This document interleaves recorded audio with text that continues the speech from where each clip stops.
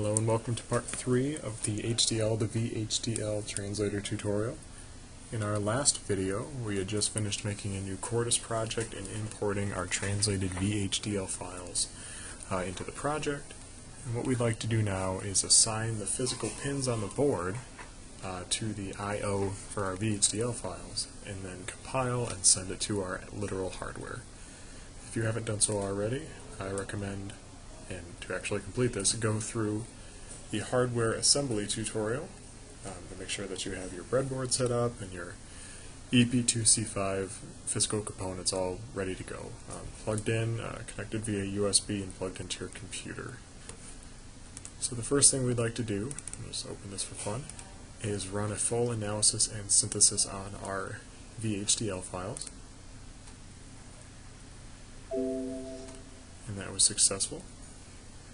And that will now allow us to go into our assignments, pin planner, and set up our pins. And due to the analysis and synthesis, we now have our pins already discovered by the program.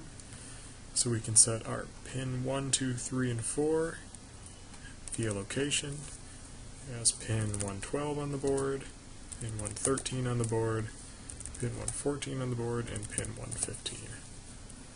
And we can take our three LED outputs, which is 0, 1, and 2, starting from 0, and set it to 118,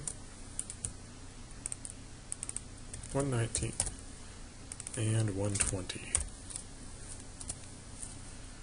Alright, once those are set, we can close our pin planning window, and now we can do a full compilation. And that is done so by pressing this play button up here.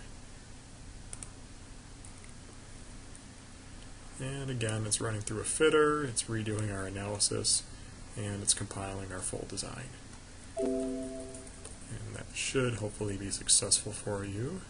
We'll click OK. So now, just to make sure our hardware is connected properly, we'll go to our command line and enter Jtag Config.